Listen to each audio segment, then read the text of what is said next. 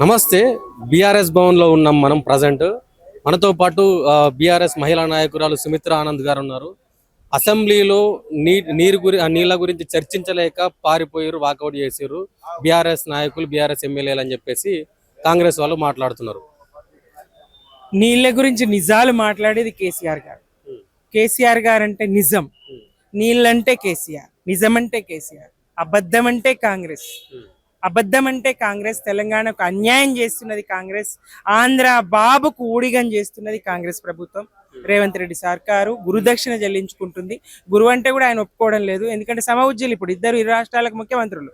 మరి ఆయన ఈ స్థానం తీసుకురావడానికి కోమటిరెడ్డి వెంకటరెడ్డి గారు ఇంతకుముందు అన్నారు, రాజగోపాల్ రెడ్డి గారు అన్నారు 6 కోట్లతో పిసిసి కొన్నాడని. మరి ఆయనకి కోట్లు ఇచ్చి పదవులు కొనడానికి కారణమైనటువంటి బాబు గారు ఆయనకి సేవ చేసుకొని తరించాలి కదా. అట్లా చేసుకొని మరి అసెంబ్లీ నిర్వహిస్తా ఉన్నారు ఏకపక్షంగా. సాక్షాత్తు ప్రజాస్వామ్యంలో స్పీకర్ గారే సీఎంని విమర్శిస్తే మీకు మైక్ ఇవ్వను అన్న ఘటన తర్వాత సీఎంను విమర్శించకుండా, సీఎంను ప్రశ్నించకుండా సభలో ఏం మాట్లాడతారు? మరి అటువంటి సభను బహిష్కరించకపోతే ఏం చేయాలి? ఇంకో సందర్భంలో మరి సాక్షాత్తు నీటిపారుదల శాఖ మంత్రిగా, ఆరోగ్య శాఖ మంత్రిగా, ఆర్థిక శాఖ మంత్రిగా, అనేక పర్యాయాలు ఎమ్మెల్యేగా పనిచేసినటువంటి హరీష్ రావు గారిని ఉద్దేశించి ఆయన కోమటిరెడ్డి వెంకటరెడ్డి గారికి పిల్లగాళ్లతో ఏం మాట్లాడతాము, పిల్లలు మాట్లాడుతున్నారు అంటారు. పిల్లల్లాగా కనబడతారు. తెలంగాణ ప్రజా సమస్యల మీద ఉద్యమ కాలంలోనే రికార్డు స్థాయి ప్రసంగం అసెంబ్లీలో, రికార్డు స్థాయి అసెంబ్లీ చరిత్రలో గతంలో అంత సమయం మాట్లాడినంత సమయం మాట్లాడి తెలంగాణకి జరుగుతున్న అన్యాయాన్ని, ప్రతి అంశాన్ని క్షుణ్ణంగా వివరించినటువంటి హరీష్ రావు గారిని పట్టుకొని పిల్లలు అంటాడు ఆయన. అవకాశం ఇవ్వరు, మైక్ కట్ చేస్తారు. ఎట్లా, ఎందుకు అసెంబ్లీ? అసెంబ్లీ ముఖ్యమైనటువంటి వ్యవసాయానికి సంబంధించి, రైతు భరోసాకు సంబంధించి విధి విధానాలు ఖరారు చేస్తాము. బీఆర్ఎస్ బీళ్ళకి ఇచ్చింది, రాళ్ళకి ఇచ్చింది, మేము ఒదిగో పంట భూములకే ఇస్తాము అని సాకు చూపించి ఎగవేయడానికి ఆ రోజు అసెంబ్లీలో చర్చ ఎజెండాలో అంశం అని ఆ రోజు ఏం చేస్తారు? ముఖ్యమంత్రి గారే స్వయంగా అరగంట సేపు ఆ సినిమా తొక్కిసలాట గురించి మాట్లాడతారు. అల్లు అర్జున్ గారి గురించి ఆయన ఏమన్నా ఇదా అదా అని. సభ ఎందుకున్నది? ఒక తొక్కిసలాట గురించి, ఒక సినిమా హీరో గురించి మాట్లాడడానికి. గత 10 సంవత్సరాల అవకాశం ఇస్తే తెలంగాణ తెచ్చుకున్నాం నీళ్లు, నిధులు, నియామకాలని. గత 10 సంవత్సరాలల్లో తెలంగాణను మొత్తం అన్యాయంగా, అక్రమంగా అన్యాయం చేశారని చెప్పేసి వాళ్ళు వాదిస్తున్నారు కదా. ఇవాళ తెలంగాణ ప్రజలు చెప్తారు, కేంద్రం చెప్తుంది ఎన్ని రంగాలకు అవార్డులు వచ్చినాయో, రాష్ట్ర ఆదాయం చెప్తుంది ఏ స్థాయి నుంచి ఏ స్థాయికి రాష్ట్ర ఆదాయం, జీడిపి ఎట్లా పెరిగింది, వ్యవసాయ ఉత్పత్తులు ఎట్లా పెరిగినాయి, వరి పండించేటువంటి రాష్ట్రంలో నెంబర్ 1గా ఎట్లా పంజాబ్ను తలదన్ని ముందుకొచ్చింది. నీటిపారుదల రంగంలో ఒక విప్లవాత్మకమైనటువంటి మార్పు. ఎప్పుడో కాకతీయుల కాలం నాడు నిర్మించినటువంటి చెరువులు అతిగతి లేకుండా పడవబడిపోయినట్టుంటే మరి ఆ చెరువుల పూడిక తీసి మిషన్ కాకతీయతో మరి గ్రామాల్లో వ్యవసాయ స్థిరీకరణ చేయడానికి పనిచేసింది కేసీఆర్ గారు కాదా? ప్రాజెక్టుల నిర్మాణము, కాలువల పూడికతీత ఒక్క పని కాదు కదా. మరి ఏళ్ల నుంచి వట్టిపోయినటువంటి నిజాం సాగర్ను నింపుకుంటాం కదా ఇదే కాళేశ్వరం జలాలతో. క్రికెట్ మైదానం చేసుకొని పిల్లలు ఆటలు ఆడుకున్నటువంటి శ్రీరామ్ సాగర్ను నింపుకుంటాం కదా ఇదే కాళేశ్వరం జలాలతో. ఎంత అభివృద్ధి! మీరు బట్టలు ఎండేసుకుంటారు విద్యుత్ తీగల మీద. ప్రత్యేక రాష్ట్రం మీకైతే మీ వల్ల కాదు, తీగల మీద మీరు కరెంటు ఉండదు, బట్టలు ఆరేసుకోవాలని చెప్పినటువంటి వాళ్లకు 24 గంటలు రెప్పపాటు కూడా కరెంటు పోనటువంటి పాలనను అందించారు కదా కేసీఆర్ గారు. మరి ఇంటింటికి ఎంత ధైర్యం, ఎవరికి ఉంటుంది ఆ ధైర్యం? నేను నీళ్ళు ఇచ్చినాడే ఓట్లు అడుగుతా అని చెప్పి అంత ధైర్యం కేసీఆర్ గారిది కదా. ఇంటింటికి మిషన్ భగీరథతో నీళ్ళు ఇచ్చినటువంటి పాలకుడు కాదా కేసీఆర్ గారు? కిలోమీటర్ల కొద్ది ఆడబిడ్డల మేము బిందెలు, భుజాలు కాయలు కాసేవి కదా నీళ్లు మోసి. పాటలు వాడుకునే వాళ్ళం కదా, తాగబోతే నీళ్లు లేక తుమ్మెదాలు అని బెల్లి లలిత గారు.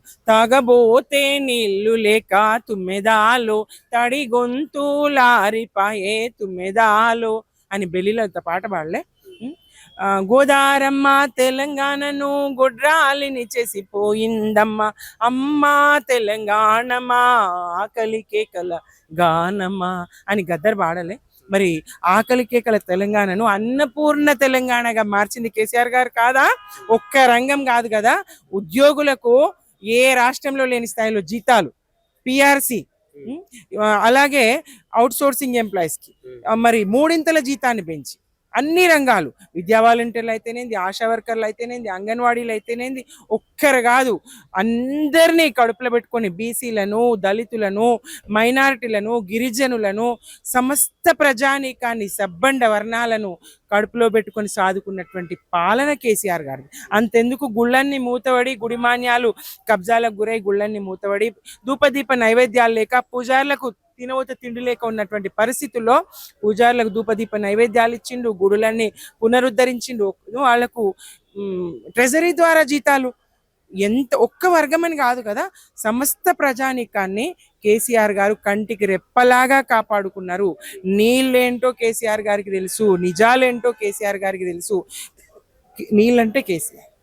తెలంగాణను సస్యశ్యామలం చేయగలిగినటువంటి వాడు, చేసినటువంటి వాడు కేసీఆర్. 2 ఏళ్ల పాలనలో. అంటే ఇంకొక విషయం సంబంధించి మూసీ ప్రక్షాళన చేస్తా అని అంటున్నాడు ముఖ్యమంత్రి గారు. మూసీని నైట్ ఎకనామీగా మారుస్తా అని చెప్పేసి అంటే ఎందుకు బీఆర్ఎస్ వాళ్ళు మా మీద అంత విషయం చెల్లుతున్నారని చెప్పేసి మాట్లాడుతున్నారు. ముందు నైట్ ఎకానమీ అంటే ఏందో వివరణ ఇవ్వాలి. ముందు నైట్ ఎకానమీ అంటే ఏంది దానికి వివరణ ఇచ్చి దాని గురించి మాట్లాడాలి. మీరు అక్కడ పేదల ఇండ్లు కూల్చడమే నైట్ ఎకానమీయా? ఏం చేయబోతున్నారు మీరు? నైట్ ఎకానమీ ఏ రకంగా తీసుకురాబోతున్నారు? ఖాళీ స్థలాలు ఉన్నాయి కదా, చేయండి. ఏం చేస్తారు? అనేక ప్రభుత్వ స్థలాలు, ఖాళీ స్థలాలు ఉన్నాయి, ఏం చేస్తారో చేయండి. మూసీ సుందరీకరణ పేరుతోని అరే ఏమంటారు, మింగం ఎత్తుకోలేదు మీసాలకు సంపంగం. ఎందుకు పేద రాష్ట్రం అని ప్రచారం చేస్తావు? ఎందుకు నిధులు లేవని అంటావు? రిటైర్డ్ ఎంప్లాయీస్ గోడు నేడుస్తున్నారు. 2 ఏళ్ల నుంచి రూపాయి ఇవ్వకపోవడతీవి, కోర్టుకు పోయినా ఇవ్వకపోవడతీవి. ఏ రకంగా వాళ్ళకి ఇవ్వవు, నిధులు లేవని చెప్తావు? ఎవరేం అడిగినా 5 DL పెండింగ్ ఉన్నారు ఉద్యోగులకు, ఇయ్యమంటే లేవని చెప్తావు, పేదనని చెప్తావు. ఇవాళ ఎట్లా నువ్వు ఈ 1,50,000 కోట్లు పెడతా అంటావు? ముందు నువ్వు ప్రాథమికంగా ప్రజల అవసరాలు తీర్చు. విద్య, వైద్యము, వాళ్ళకు ఆసుపత్రులకు వెళ్తే గోళీలు లేవు, సర్కారు వద్దు, నేను మళ్ళా వాడుకునే పరిస్థితి, నేను రాను బిడ్డో సర్కారు దావకానకని పాడుకునే పరిస్థితి తీసుకొచ్చినావు. మళ్ళా ఆ విద్యుత్ కోతలు, ఎరువులు లేవు, యూరియా లేదు. ఏ రంగంలో నువ్వు సక్సెస్ అయినావు గనక ఏంది పాలన, ఏంది పరిస్థితి, ఏంది అవగాహన లేకపోతే తీసుకోండి, సలహాలు తీసుకోండి. కమిషన్ల కోసం కక్కుర్తి పడొద్దు. ప్రజల్లో మీతోనే కాంగ్రెస్ ను బొందబెడదామనే కుట్ర. రేవంత్ రెడ్డి గారు ఒక్కరే సీఎం గా ఇప్పుడు కొనసాగాలి, తర్వాత ఇంకొకరికి అవకాశం ఉండద్దు అనుకుంటున్నట్టున్నారు. అందుకే కోలుకోలేని దెబ్బ మళ్ళీ 20 ఏళ్ళు కాదాక మరి చూడని దెబ్బ కాంగ్రెస్ ను కొట్టే ప్రయత్నం చేస్తా ఉన్నాడు. కనీస అవసరాలు తీర్చాల్సిన వాడు ప్రజలకు అత్యవసరంగా చేయాల్సిన పనులు పక్కన పెట్టి ఏమో అంటారు తెలంగాణ పల్లెల్లో, ఊరికి పోయేటో నువ్వుకుండా పెట్టి ఎవరికో సర్ది కట్టిరు అన్నట్టు పరిస్థితి అట్లా చేస్తా ఉన్నారు. ఆయన నైట్ ఎకానమీ ఎట్లా తీసుకొస్తారో, నైట్ ఎకానమీ అంటే ఏందో మరి అర్థం కాదు. ఆడ అన్నమో రామచంద్ర అని రైతులు, అన్నదాతలు ఏడుస్తా ఉన్నారు, ఉద్యోగులు ఏడుస్తా ఉన్నారు. 5 DL పెండింగ్ ఉండి, జీపేప్ వాళ్ళు దాచుకున్న డబ్బులు వాళ్ళు రాక అటు పదవి విరమణ పొందినటువంటి ఉద్యోగులు ఏడుస్తా ఉన్నారు. మహిళలకైతే ఎంతనో ఆశ చెప్తే జనాభాలో సగం మహిళలు కదా, ఇవాళ మహిళా ఉపాధ్యాయ దినోత్సవం. ఇవాళ మరి ఆ DL ఏమన్నా మాట్లాడు, దానికి సంబంధించి ఒకటన్నయ్యో. ఇంతకుముందు మంత్రివర్గ సమావేశం అంటే ఏదైనా జరుగుతుంది, మంచి చెడు, ఏదైనా పండుగ వచ్చిందంటే ప్రభుత్వం ఏదైనా ప్రకటిస్తుందని ఆశ ఉంటుండే. ఇప్పుడు అదేమీ లేదు.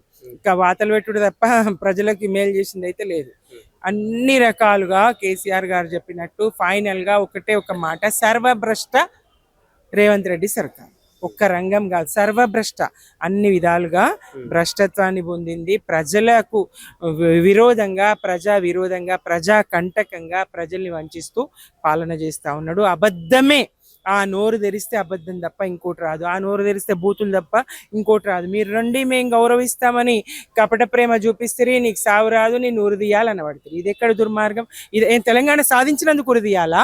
9.5 సంవత్సరాలు రాష్ట్రాన్ని అభివృద్ధి పథంలో నడిపినందుకు ఉరి తీయాలా?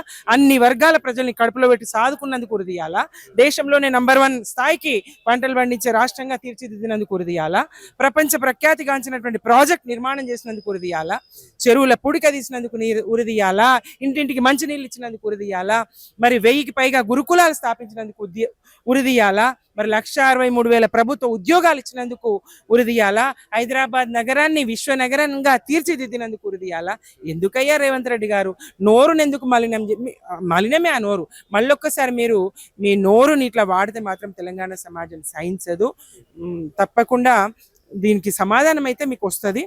ప్రజల నుంచి వస్తుంది. ప్రజాక్షేత్రంలోకి వెళ్తాం. ఆ అసెంబ్లీ మాది కాదు, మీ గాంధీ భవన్ అనుకుంటున్నారు, కానివ్వండి.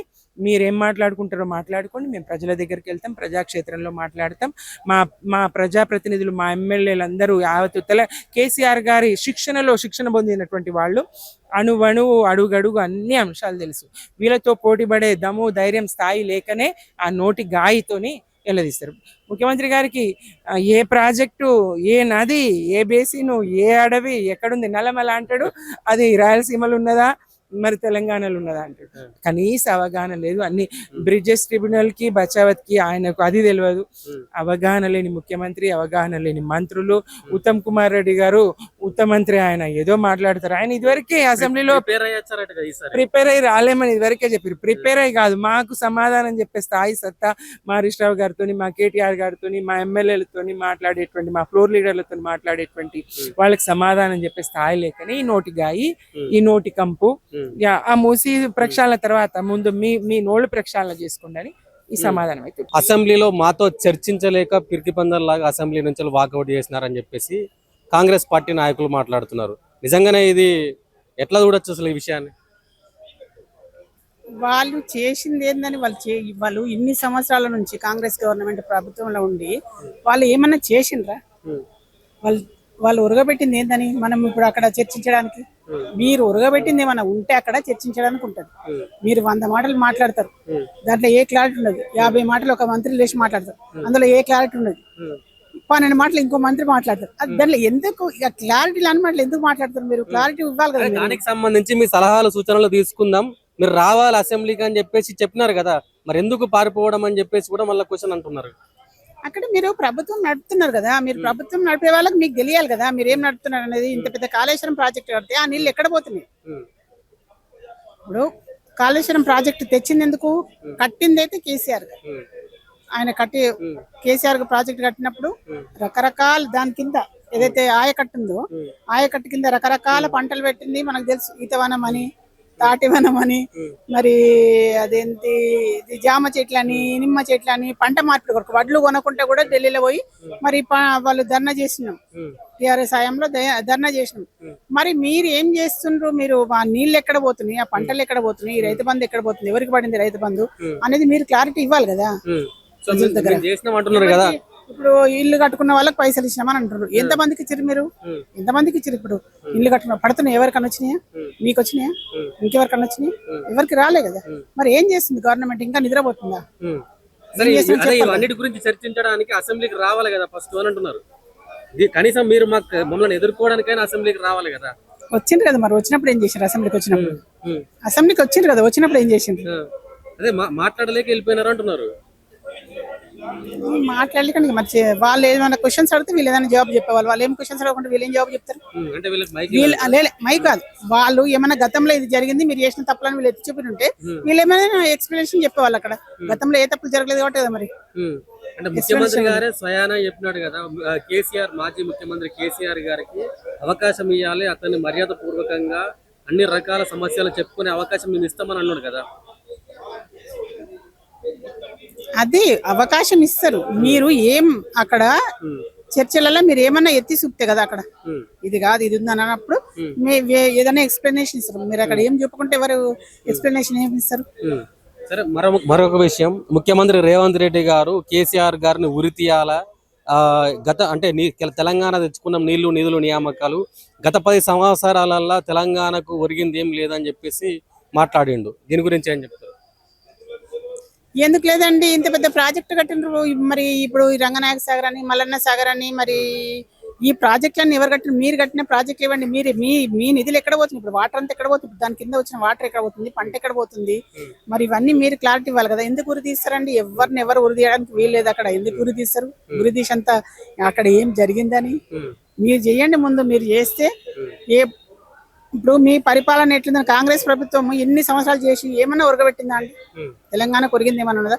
ఇప్పుడు కొత్తగా రాష్ట్రం వచ్చింది కాబట్టి ఏ విధంగా చేస్తే బాగుపడతాం ఫైనాన్షియల్ గా అన్న ధోరణిలా చేసుకొచ్చిండ్రు. మరి ఈ ప్రాజెక్టులు కడితేనే ఇట్లా బాగుపడతాం అన్నదాన్ని మేము ఇప్పుడు 108 చేస్తే దాన్ని మీరు చేసిన దాన్ని ఆ పథకాన్ని కొనసాగించింది తెలంగాణ ప్రభుత్వం. ఆరోగ్యశ్రీ కొనసాగించింది. మరి మీరు కూడా ఏమేం పథకాలు కొనసాగిస్తున్నారు అనేది మీరు చెప్పాలి. ఇంకా మీరు ఏది ఇప్పుడు ఈ నీళ్ళ వాటర్ అంతా ఎక్కడ పోతుంది అనేది కూడా ఇప్పుడు ఎక్కడ పంట పొలాలు ఎండిపోతున్నాయి. ఎందుకు ఎండిపోతున్నాయి పొలాలు? గతంలో ఎందుకు ఎండిపోలేదు? పొలాలు ఇప్పుడు ఎందుకు ఎండిపోతున్నాయి? మరి ఎక్కడ పోతుంది వాటర్ అంతా? రేవంత్ రెడ్డి గారు ఏం చేస్తున్నారు? సో జిహెచ్ఎంసీ డీలిమిటేషన్ కి సంబంధించి 150 డివిజన్ల నుంచి 300 డివిజన్లకు పెంచారు. సో మీరు స్వాగతిస్తున్నారు ఈ విషయాన్ని? స్వాగతిస్తున్నారు డెఫినెట్ గా. ఎందుకంటే చిన్న డివిజన్లో అయితే డెవలప్మెంట్ ఉంటుంది అన్నట్టు. అది ఇప్పుడు చిన్న రాష్ట్రాలు అయితే డెవలప్మెంట్ ఉంటుందని ఎట్లా మనం అనుకున్నామో, కొన్ని కాన్స్టిట్యూన్సీలు కూడా చిన్నగా అయితే డెవలప్మెంట్ ఉంటుంది అన్నట్టు. ఎందుకంటే గతంలో కొన్ని అసలు డెవలప్మెంట్ కే నోచుకోలేదు కొన్ని కాన్స్టిట్యూన్సీ. రేవంత్ రెడ్డి చేసిందని స్వాగతిస్తున్నారు మీరు? లేదు, ఇప్పుడు 300 పెంచినంటే మంచి. ఇప్పుడు మేము పెంచినప్పుడు అందరూ కూడా సాధించారు కదా, కాన్స్టిట్యూన్సీ పెంచారు కదా ప్రభుత్వం ఉన్నప్పుడు. కార్పొరేటర్లు అందరూ దీనికి వ్యతిరేకంగా ఉన్నారు కదా. లేలే, ఎందుకు? ఇప్పుడు చిన్న రాష్ట్రాలు అయితే మనం అప్పుడు డెవలప్మెంట్ ఉంటుందని అనుకున్నాం. మళ్ళీ ఇప్పుడు చిన్నగా కొంచెం కాన్స్టిట్యూన్సీ చిన్నగా అయితే కూడా డెవలప్మెంట్ ఉంటుంది. ఎందుకంటే గతంలో డెవలప్మెంట్ లేదు. ఇప్పుడు కొన్ని ఏరియాలలో ఏంటంటే ఒక్కొక్క ఏరియా ఒక పక్కనే డెవలప్ అయింది, ఇంకొక పక్క అసలు నోచుకోలేదు. దాంట్లో తట్టడి మట్టి కూడా తీసింది తెలియదు. ఆ ప్రభుత్వం కూడా ఇప్పుడు ఒక పక్క డెవలప్మెంట్ అయింది, ఒక పక్క తట్టడి మట్టి కూడా తీయలేదు. మూసి సుందరీకరణ చేసి చూపిస్తామన్నది, దానికి తగ్గట్టుగానే అసెంబ్లీలో దాని గురించి చర్చ కూడా జరుగుతుంది. మూసీని నైట్ ఎకనామీగా మారుస్తా అని ముఖ్యమంత్రి రేవంత్ రెడ్డి గారు చెప్తున్నారు. సాధ్యమయ్యే విషయమేనా అది? వీడికి సిగ్గుండాలి ఫస్ట్. ముఖ్యమంత్రి గారికి వీడిని సుందరీకరణ చేసుకోమని ఫస్ట్. వీడి సుందరీకరణ కాంగ్రెస్ ఎలక్షన్ లో మేనిఫెస్టో ఇస్తుంది. ఎలక్షన్ మేనిఫెస్టోలో ఎక్కడన్నా మూసీ గురించి కానీ, మూసీ సుందరీకరణ గురించి కానీ, మూసీకి కేటాయించే 1,00,000 కోట్లు 1,50,000 కోట్ల గురించి ఏదైనా ఉందా? మీరు సీనియర్ జర్నలిస్టులు చాలా మంది ముఖ్యమంత్రి గారికి ప్రశ్నించాల్సింది, లేకపోతే మీ మీడియా ద్వారా ముఖ్యమంత్రి గారికి ప్రశ్నిస్తున్నా. బుద్ధి లేని, తెలివి లేని, దద్దమైనటువంటి, ఏమీ తెలియని తెలంగాణ రాష్ట్రం గురించి తెలియని ముఖ్యమంత్రి గారు మూసీ సుందరీకరణతోటి ఏం ప్రయోజనం చేకూరుతుంది? నంబర్ 1. నంబర్ 2, మూసీ సుందరీకరణ పేరు మీద ఎన్ని వందల ఎకరాలు కబ్జా చేద్దాం అనుకుంటున్నావు? మూసీ సుందరీకరణకు 1,00,000 కోట్ల రూపాయలు దేనికి పెట్టదలుచుకున్నావు? డూ యూ హ్యావ్, మీ దగ్గర ఏమన్నా డీటెయిల్ ప్రాజెక్ట్ రిపోర్ట్ ఉందా? ఏదైనా ఉందా? బుద్ధి లేకుండా డిపిఆర్ సిద్ధం చేస్తున్నారంట కదా. ఎక్కడ చేస్తున్నాడు? డిపిఆర్ సిద్ధం చేయకుండా బడ్జెట్ అలొకేషన్ చేస్తాడు. దానికి ఎంత అప్పుడే ఇల్లు ఎట్లా కూలగొడతాడు? నీకు దగ్గర డిపిఆర్ఏ లేదు, నువ్వు సిద్ధమే చేయలేదు, దాని గురించి ఎలాంటి ఇది అవగాహనే లేదు, దానిపైన ఎక్కడ కూడా సిట్టింగే జరగలేదు, దాని గురించి ప్రజాభిప్రాయ సేకరణ జరగలేదు. మరి ఎట్లా పెడతావురా బావులా? తెలంగాణ రాష్ట్రంలో ఉన్నటువంటి పేద ప్రజలు 100 ఏళ్లుగా ఆడ నివసిస్తున్న మూసి పక్కన నివసిస్తున్నటువంటి వాళ్ళను ఎట్లా బయటికి పంపించేస్తావు? ఏ రకంగా వాళ్ళకి ఆల్టర్నేట్ ఏం చూపించినావు? దానికి ఎంత బడ్జెట్ కేటాయించినావు? బుద్ధి లేకుండా చేస్తున్నాడు కదా. బుద్ధి ఉందా అసలు ఈ ముఖ్యమంత్రి? కనీసం ఎక్కడన్నా ప్రజాభిప్రాయ సేకరణ తీసుకున్నాడా? ప్రజల గురించి నువ్వు వినతలు విన్నావా? అక్కడ ఉన్నటువంటి వాళ్ళ పరిస్థితులు ఏంది? చిన్న చిన్న పిల్లలు వచ్చేసి బుల్డోజర్లకు అడ్డం పడ్డటువంటి సంఘటనలు మర్చిపోయినావా? ఏమీ చేయకుండా ఈ రోజు ఏదో ఈయన పెద్ద పోటుగాడైనట్టు, ఈయన ఏదో పెద్ద నూకి ఈ రోజు తెలంగాణ మొత్తం ఏదో సస్యశ్యామలం చేస్తున్నట్టు. ఏంది నీ ప్రాజెక్ట్ ఏంది? నువ్వు 1,00,000 కోట్లు దొబ్బాలని మూసి నీళ్లను, మురికి నీళ్లను కొబ్బరి నీళ్ళగా వేస్తా అంటే ఎందుకు బీఆర్ఎస్ వాళ్ళు అంత విషయం జల్లుకుంటున్నారు? అంటే ఇక్కడ ఉన్న దాని చుట్టుపక్కల ఉన్న జనాలు మంచిగా ఉండడం ఇష్టం లేదా అని అంటున్నారు. అరే బేవుకు, తెలంగాణ ప్రజలు నిన్ను అడగనేలే. తెలంగాణ రాష్ట్ర ప్రజలు నిన్ను అడగలేదు. నువ్వు మూసీ సుందరీకరణ నువ్వు ఇస్తాన్న దానికి ఫస్ట్ నిజంగా నీ మూసీ సుందరీకరణ చేయాలనుకున్నప్పుడు నువ్వు ఆ రోజు నీ మేనిఫెస్టోలో ఎందుకు పెట్టలేదు? కాంగ్రెస్ మేనిఫెస్టోలో, ఎన్నికల మేనిఫెస్టోలో ఎందుకు పెట్టలేదు? ఆ రోజు ఏం గుర్తు రాలేదా మూసీ నీకు? అంటే దానికి 1,00,000 కోట్లు ఇచ్చి దానికి 1,00,000 కోట్లు దిగమింగాలని, దాంట్లో అవినీతి చేయాలని, జేబులు నింపుకోవాలని, ఢిల్లీకి పంపించాలని నీ కుట్రకోణమా? ఏంది నీ ఉద్దేశం? ఏంది దీంట్లో? ఎలాంటి ఏం లేదు. హైదరాబాద్ ప్రజలకు కొబ్బరి నీళ్లు దాపించేది కాదు, ఆయన నోట్లో ఉన్నటువంటి కంపు మొత్తం బయటకు పంపిస్తా ఉన్నాడు. ఉదయం నుంచి సాయంత్రం దాకా ఏదైతే మొత్తం పైన ఎలాంటి ఏమీ లేకుండా హైదరాబాద్ ని సస్యశ్యామలం చేయకుండా హైదరాబాద్ ని చంద్రబాబు నాయుడుకు అమ్మాలని చూస్తా ఉన్నాడు. ఇప్పటికే 4th సిటీ అని చెప్పేసి చంద్రబాబు నాయుడు బినామీలను అక్కడ రోడ్లకు దీనికి సంబంధించి 6,000 కోట్ల రూపాయలు దారాదత్తం చేసిండు. చంద్రబాబు నాయుడు దగ్గర ఉండేటువంటి కాంట్రాక్టర్లందరికీ కూడా హైదరాబాద్ తీసుకొచ్చి వాళ్ళని బిల్లులు చెల్లిస్తా ఉన్నాడు. హైదరాబాద్ అంటే తెలంగాణ రాష్ట్రానికి ఎన్నికల్లో ఇచ్చినటువంటి హామీలను మొత్తం కూడా డైవర్ట్ చేయడానికి, హామీలు ఏవైతున్నాయో హామీలు ఇవ్వకుండా 1,00,000 కోట్లతోటి నువ్వు ఎట్లా సుందరీకరణ చేస్తావు? నీకు చెప్పులు ఎత్తుకుపోయే దొంగలాగా అంటున్నావు, రూపాయలు లేదని అంటున్నావు, చిల్లి గవా ఖజానాలే లేదు అంటున్నావు. మరి ఎక్కడికి వెళ్ళి చేస్తావు 1,00,000 కోట్లు? ఉన్నటువంటి ఒకవేళ నిజంగానే డబ్బులు ఉంటే మరి నువ్వు ఇస్తా అన్నటువంటి తులం బంగారం ఎక్కడ పోయింది? నువ్వు ఇస్తా అన్నటువంటి చిన్నపిల్లలకు స్కూటీ ఎక్కడ పోయింది? నువ్వు ఎందుకు ఇప్పటివరకు ఫీజు రియంబర్స్మెంట్ ఇవ్వలేదు? ఎందుకు నూతన కళాశాలలు కట్టట్లేదు? ఎందుకు నువ్వు ఇంకా కేసీఆర్ కిట్ ఎందుకు ఇవ్వట్లేదు? ఎందుకు మన 108 వాహనాలు పెంచుతలేవు?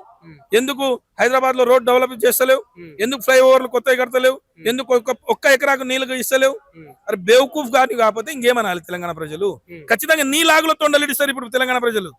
నీ లాగులో జొర్రిగలు, తొండలు, కట్లపాములు పంపించే పరిస్థితి ఉంటుంది రేవంత్ రెడ్డి గారు. నీ విషపు మాటలు మాను. విషపు నోరు తెరిస్తే కంపు, నోరు తెరిస్తే డ్రైనేజీ, ఉదయం లేసి సాయంత్రం దాకా సాగు గురించి కోరే వ్యక్తివి. తెలంగాణ రాష్ట్రం నైసర్గిక స్వరూపం నీకు తెలుసా? తెలంగాణ నీటి ఎక్కడి నుంచి వస్తుందో తెలుసా?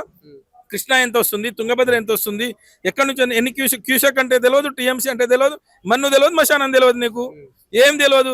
నువ్వు పుట్టినటువంటి నల్లమల్లనే ఎక్కడ ఉందని చెప్తున్నావు. మతి భ్రమించింది, ఎర్రగడ్డకు తీసుకుపోవాలి ముఖ్యమంత్రికి. ఏం మాట్లాడతాడో తెలియదు, ఏ రాత్రి ఎక్కడ ఉంటాడో తెలియదు, ఏం చేస్తాడో తెలియదు. నోరు ధరిస్తే చావు కోరుతాడు. కనుగుడ్లు బిక్తా, షెడ్యూల్ కూడా కొడతా, షెడ్యూల్ కూడా పెట్టినా ముఖ్యమంత్రికి. వీడికి ముఖ్యమంత్రి అంటే తెలంగాణ ప్రజలకు మంచి చేయరా అంటే, నీ షెడ్ ఏ కలర్ ఉంది, షెడ్ నువ్వు కూడా బిక్తా, నీ లాగులో తొండలు ఇడుస్తా, లేకపోతే షెడ్యూల్ పీకి ఏం చేస్తావు? షెడ్యూల్ కూడా పీకి ఏం బిక్తావు? ఏం చూస్తావు? అది చూడడానికి పెట్టామా మేము? దూరమైనటువంటి పరిస్థితిలో ఉందో. ఇవన్నీ పక్కన పెడితే అసెంబ్లీకి రావాలి, అసెంబ్లీకి వచ్చి ఇవన్నీ చర్చించాలి. ఎందుకంటే నదీ జలాల అంశం ఇంకా పెండింగ్ లోనే ఉంది. మీరు సలహాలు సూచనలు ఇవ్వండి అని చెప్పేసి ఒక గౌరవప్రదంగా ముఖ్యమంత్రి రేవంత్ రెడ్డికి ఆహ్వానిస్తే ఇక్కడ ఉన్న బీఆర్ఎస్ ఎమ్మెల్యేలు అంతా వాకౌట్ చేసి వెళ్ళిపోయినారు. అసెంబ్లీ కేసీఆర్ గారు అసెంబ్లీకి రావట్లేదు, ఇదెక్కడి పిరికిపంద చర్య అని చెప్పేసి మాట్లాడుతున్నారు కదా. ఈ ముఖ్యమంత్రికి సిగ్గు శరము ఉండాలి. నువ్వు ఏం మాట్లాడినటువంటి నీ మాటలు ఏంటండి? నీవు మాట్లాడినటువంటి భాష తెలంగాణ ప్రజలు అసలు ఎవ్వరు కూడా ఆక్షేపిస్తలేరు. నువ్వు ఏం మాట్లాడుతున్నావు? ఉదయం లేస్తే చావు గురించి మాట్లాడి నీ దగ్గర వచ్చి మాట్లాడేదేముంది? ఒకవేళ కేసీఆర్ గారు రావాలంటే కేసీఆర్ గారికి లేఖ రాయి, క్షమాపణ చెప్తున్నా, ఇలాంటి భాష మాట్లాడను, నేను ఇలాంటి మాటలు మాట్లాడను, రా ముఖ్యమంత్రి గారు, మాజీ ముఖ్యమంత్రి గారు మీరు వచ్చి సూచనలు సలహాలు ఇవ్వమని చెప్పండి. ఇలాంటివి లేవు. పోయిండు, దండం పెట్టిండు, మళ్ళీ వెనక పోయి మళ్ళీ సాగు కావాలి, ఈయనకి రాళ్ళతోటి కొట్టి చంపండి అంటే ఎవడు పోతాడండి? దేనికి పోతారండి? దేని కొరకు మాట్లాడతారు? ఈయనకు ఉదయం నుంచి సాయంత్రం దాకా, ఉదయం లేస్తే సాయంత్రం దాకా కేసీఆర్ గారే. అంటే ఈయన ఇంట్లోకి వెళ్ళి ఉదయం లేచి బ్రష్ చేసినప్పుడు కేసీఆర్, బాత్రూమ్ పోతే కేసీఆర్, బెడ్రూమ్ పోయినా కేసీఆర్, కార్ ఎక్కినా కేసీఆర్, కార్ నుంచి ఇంటి నుంచి ఆడికి బయటకు పోయినా కేసీఆర్ ఆనవాళ్ళు కంటి నిండా కనిపిస్తున్నాయి. కాబట్టి ఆయనకి ఎలాంటి కూడా వశపడతలేదు, ఎక్కడ కూడా వశపడతలేదు. అందుకొరకు 24 గంటలు కేసీఆర్ చావాలి, హరీష్ రావుని కొట్టాలి, కేసీఆర్ చావాలని ఆ జపం చేస్తా ఉన్నాడు. చెప్పమని చెప్పండి. మొన్ననే ఏం మాట్లాడిండండి? కేసీఆర్ గారు రావాలన్నాడు. ఓకే, మా పార్టీ నాయకులు మొన్న పోయిర్రు.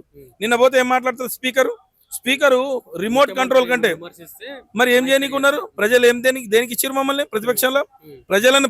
ప్రజల తరపున మమ్మల్ని ప్రశ్నించండి, ప్రభుత్వం పని చేయకపోతే పని చేయించండి, ప్రజల తరపున ప్రశ్నించమనే కదా.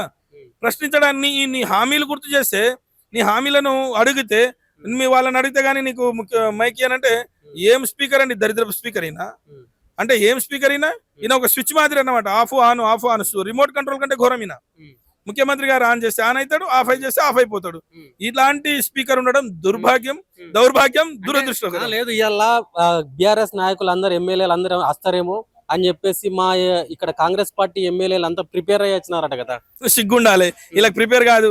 తెలంగాణ రాష్ట్రంలో ఉన్న ఒక్క కాంగ్రెస్ సన్నాసికి, కాంగ్రెస్ ఎమ్మెల్యేకు, మంత్రికి, ముఖ్యమంత్రికి, ఈ దద్దమ్మలకు, ఈ సన్నాసులకు తెలంగాణ రాష్ట్రంలో ఎన్ని ప్రాజెక్టులు ఉన్నాయి, ఎన్ని నీళ్లు ఉన్నాయి, ఎన్ని టీఎంసీలు వస్తాయి, ఎక్కడి నుంచి కృష్ణమ్మ వస్తుంది, ఎక్కడి నుంచి గోదావరి వస్తుంది, ఎక్కడి నుంచి తుంగభద్ర ఉంది, పాలమూరులో ఏమేమి ప్రాజెక్టులు ఉన్నాయి కూడా తెలియనటువంటి సన్నాసులు వీళ్ళేం ప్రిపేర్ అవుతారండి?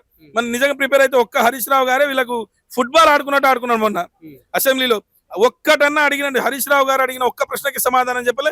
కేసీఆర్ గారు వస్తే వీళ్ళు గుండె ఆగి చేస్తారు. ఈ కొడుకులు, వీళ్ళకి బుద్ధి లేనటువంటి దొంగలు వీళ్ళు. ఒకవేళ నిజంగానే మా పార్టీ నాయకులు వస్తే నువ్వు భయంకరంగా అంటే డైరెక్ట్ గానే మాట్లాడుతున్నావు. ఏమని మాట్లాడుతున్నావు? నీకు స్పీకర్ మైక్ ఇయ్యానని ఇంకేం మాట్లాడాలి మరి? మైక్ ఇయ్యకపోతే నీ గురువే ఆంధ్రాలో నీ గురువు అయినటువంటి చంద్రబాబు నాయుడు అసెంబ్లీకి రాలే. ఆ ఘటనలు గుర్తులేవా? వారు శపథం చేసిండు మళ్ళీ అసెంబ్లీకి రాను, మళ్ళీ అవసరమైతే గెలిచే వస్తా అని చెప్పేసి. మరి మీ గురువుని అడుగుపో ఎందుకు రావట్లేదు అని చెప్పేసి. ఈరోజు రేవంత్ రెడ్డి గారు మాట్లాడుతున్నటువంటి భాష మంచిది కాదు. తెలంగాణ ప్రజలు దీన్ని స్వాగతించడం లేదు. ఈ మంచి భాష కాదు. సావును భాష మొదలు పెట్టిందే కేసీఆర్ గారు. ఎవరిని చంపుతా అన్నాడు? ఈ బుద్ధి లేనటువంటి దద్దమ్మలు ఒక్కరని చెప్పమను. ఒక్కరిదైనా ఒక్కనాడన్నా చావు కోరిండా? వీళ్ళకే సిగ్గు లేదు. ఆ రాహుల్ గాంధీ గారిని, అమ్మను, హేమంత్ బిశ్వేశ్వరమ్మ మాట్లాడితే ఫస్ట్ పర్సన్ గా తల్లిని ఆ రకంగా మాట్లాడకూడదని చెప్పేసి రియాక్ట్ అయినటువంటి రాష్ట్ర ముఖ్యమంత్రి అన్నాడు కేసీఆర్ గారు. కానీ ఈ బుద్ధి లేనోనికి ఉదయం లేస్తే సంపూర్ణ సావుర్రి, కట్టెలతోటి కొట్టర్రి, రాళ్లతోటి కొట్టర్రి, లాగులు బిగుతా, షెండిల్ బిగుతా, కొనుగోట్లు బీక్తా మెడలో పేగులు వేసుకుంటా అన్నటువంటి ఈ దరిద్రపు గాన్ని ఖచ్చితంగా రేపు ఈయన లాగులోనే జొర్రీగలు వస్తాయి, ఈయన రాగులోనే కట్లపాములు కూడా తెలంగాణ ప్రజలు ఇవ్వడానికి సిద్ధంగా ఉన్నారు. ఖబర్దార్ బిడ్డ రేవంత్ రెడ్డి అని చెప్పేసి తెలియజేస్తారు. అన్న ప్రిపేర్ అయ్యి వచ్చినా కూడా ఇక్కడ బీఆర్ఎస్ ఎమ్మెల్యేలు పారిపోయినారని చెప్పేసి పెద్ద చర్చ జరుగుతుంది. ఏమంటారు? ఎవరు ప్రిపేర్ అయ్యొచ్చారు? కాంగ్రెస్ నాయకులు ఏం ప్రిపేర్ అయ్యొచ్చారు? ఏం ప్రిపేర్ అయ్యొచ్చారు? మొన్న ఏ పార్టీ ప్రిపేర్ అయ్యిందో మన పబ్లిక్ పవర్ పాయింట్ ప్రెజెంటేషన్ లో తెలిసిపోయింది కదా. ముఖ్యమంత్రి గారికి స్వయంగా బచావత్ ట్రిబ్యునల్ కి బ్రజేష్ కుమార్ ట్రిబ్యునల్ కి తేడా తెలియదు. కృష్ణ నది మీద శ్రీశైలము జురాల నది మధ్యలో ఏ నదులు వచ్చి ఏవొచ్చి కలుస్తాయో తెలియదు, ఏదొస్తుందో తెలియదు. ఆయన నల్లమల్ల పులిబిడ్డ నల్లమల్ల నుంచి నడుచుకుంటూ వచ్చిండు, ఓ నల్లమల్ల కోసం ఓ అని చెప్పేసి చెప్తారు. ఇంకా అది వాళ్ళు ప్రిపేర్ అయింది. మరి అది ప్రిపేర్ అయింది, వీళ్ళు ప్రిపేర్ అయింది కాదు, రాసి ఇచ్చినోడే చక్కగా ప్రిపేర్ కావాలి. వీళ్ళకి ఎవడో రాసి ఇచ్చిండు, ఆ రాసి ఇచ్చినోడే చక్కగా ప్రిపేర్ కావాలి. ఆ రాసి ఇచ్చినోడికి సబ్జెక్ట్ తెలియదు. ఊరికే రాసి ఇచ్చింది చదివితే రాదు, మనసు ఉండాలి. తెలంగాణ ప్రజలంటే ప్రేమ ఉండాలి, తెలంగాణ ప్రజల పట్ల కన్సర్న్ బాధ్యత ఉండాలి.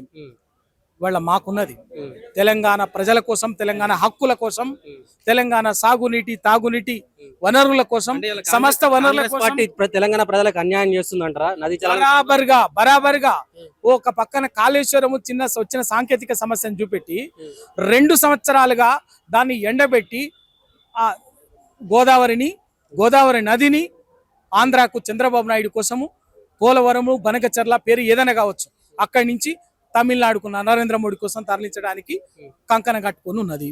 2 అది సరిపోతలేదని చెప్పేసి వాళ్ళ దాహార్తి తీర్తలేదు, చంద్రబాబు నాయుడు దాహార్తి తీర్తలేదు అని చెప్పి ఒక్క గోదావరి నదితోటి దాహార్తి తీర్తలేదని మళ్ళీ కృష్ణా నదిని కూడా పాలమూరు రంగారెడ్డిని ఎండబెట్టి 2 సంవత్సరాలు అవుతున్నా కూడా 80% ప్రాజెక్ట్ అయిపోయినట్టు దాన్ని తట్టెడి మట్టి తీయకుండా అట్లనే పెండింగ్ లో పెట్టి పూర్తి వదిలేసి మళ్ళీ కృష్ణా నదిని కూడా రాయలసీమకు అప్పచెప్పటానికి, చంద్రబాబు నాయుడుకు అప్పచెప్పటానికి వీళ్ళు పన్నుతున్నటువంటి విషవలయాన్ని టిఆర్ఎస్ ఛేదిస్తుంది. కాబట్టి ఛేదించి వీళ్ళ బండారాన్ని ప్రజలకు విడమర్చి చెప్తున్నది. కాబట్టి అసెంబ్లీలో స్పీకర్ స్థానాన్ని అడ్డం పెట్టుకొని వాళ్ళ రూలింగ్ ఇప్పించి ముఖ్యమంత్రి స్పీకర్ స్థానంలో ఒక ముఖ్యమంత్రిగా స్పీకర్ స్థానంలో కూర్చున్నటువంటి వ్యక్తి అసెంబ్లీ శాసనసభ అంటే అధికార ప్రతిపక్ష అనే భేదం లేకుండా అందరి సభ్యులకు సమాన హక్కు ఉంటది.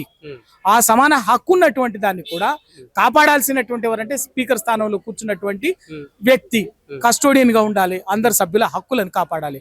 కానీ అందరి సభ్యుల ప్రతిపక్ష సభ్యుల హక్కులను కాపాడాల్సినటువంటి స్పీకర్ గారే ఆ హక్కులని కాలరాసేటట్టుగా ప్రతిపక్ష సభ్యుల గొంతు నొక్కేటట్టుగా మీరు ముఖ్యమంత్రి గారిని విమర్శించినట్లయితే నేను మైక్ ఇవ్వను అని చెప్పి బాజాప్తా ఆ స్థానంలో కూర్చొని చెప్తే ఇక ఎక్కడ మాట్లాడాలి, ఏం మాట్లాడాలి అంటే ముఖ్యమంత్రి గారు ఆయన మంత్రులు చెప్పేటటువంటి ఇష్టం వచ్చినటువంటి అబద్ధాలని, విషాన్ని, విద్వేషాన్ని వింటూ అద్భుతంగా మాట్లాడిండ్రని చెప్పేసి వాళ్ళ భుజకృతులను పొగడం కోసం ప్రతిపక్ష సభ్యులు అక్కడ బీఆర్ఎస్ సభ్యులు అక్కడ కూర్చోవాలన్నా, ప్రజల గొంతు వినిపించడానికి కూర్చోవాలన్నా?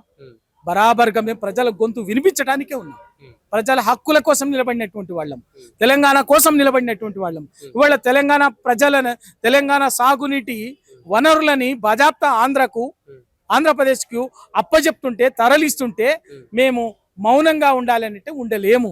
అందుకు స్పీకర్ గారు మమ్మల్ని, ముఖ్యమంత్రి గారిని ప్రశ్నించొద్దన్నారు. కాబట్టి మా శాసనపక్ష సభ్యులు, మా ఎమ్మెల్యేలు, మా హరీష్ రావు గారు గొంతు నొక్కింది. కాబట్టి శాసనసభ స్పీకర్ గారి ఏకపక్ష నిర్ణయానికి వ్యతిరేకంగా ముఖ్యమంత్రి ప్రభుత్వ అహంకార పూరిత అప్రజాస్వామిక రాజ్యాంగ వ్యతిరేక విధానానికి వ్యతిరేకంగా వాళ్ళు సభకు దూరంగా ఉన్నారు.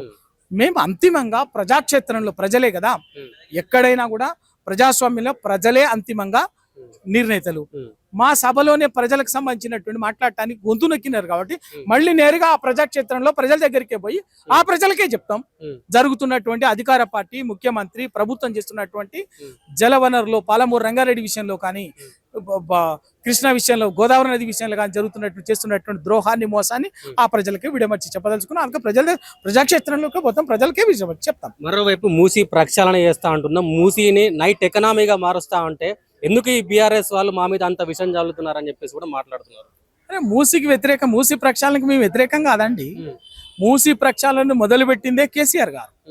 మీరన్నట్టు 1,00,000 కోట్ల 1,50,000 కోట్ల పేరు మీద దండుకొని దాన్ని మీరు మూటలు పంచుకోవడం కోసం కాదు మూసి ప్రక్షాళన అంటే. నిజంగా మూసి ప్రక్షాళన కోసం 26,000 కోట్లతోటి కేసీఆర్ గారు ఆ ప్రాజెక్టు రూపకల్పన చేసిండ్రు. మూసి ప్రక్షాళన అంటే ఏంటి? ముందుగా పేద మధ్య తరగతి వాళ్ళ ప్రజల ఇళ్ళు కూర్చు ఉసురు పోసుకోవటం కాదు. మూసి ప్రక్షాళన అంటే ముందుగా మొదటి దశలో మూసిలో మురికి కాలువగా మార్చినోడెవడు? మురికి కూపంగా మీరు కదా 60 ఏళ్లలో సమైక్య పాలనలో కాంగ్రెస్ తెలుగుదేశం పార్టీ కదా మురికి కూపంగా మార్చింది.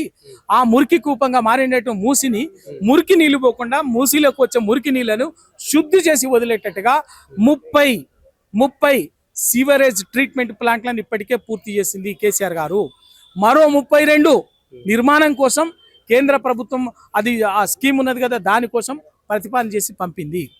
ఆ ప్రయత్నం ఆల్రెడీ మొదలుపెట్టింది. కానీ మీరు దాన్ని పక్కకు పెట్టి ఇవాళ 1,50,000 కోట్లతోటి 26,000 కోట్లతోటి మాట పెరిగితే ఇంకొక 5-10,000 కోట్ల 30-40,000 కోట్లతోటి అయ్యేటటువంటి ప్రాజెక్టుని 1,50,000 కోట్లకు పెంచి మీరు మూసి ప్రక్షాళన పేరు మీద లక్షల కోట్ల అవినీతి చేయడానికి మేము వ్యతిరేకం. మూసి ప్రక్షాళన పేరు మీద పేద మధ్య తరగతి ప్రజల ఇండ్లు కూలగొట్టడానికి వాళ్ళని రోడ్డు మీద బట్టి వాళ్ళు ఉసురు తీయడానికి వ్యతిరేకం. కానీ మూసి ప్రక్షాళన బరాబర్ ఆ పేరు మీద మీరు దోపిడీని అవినీతిని అడ్డుకోవడం తప్ప మేము మూసికి వ్యతిరేకం కాదు, మూసి ప్రక్షాళనకు వ్యతిరేకం కాదు.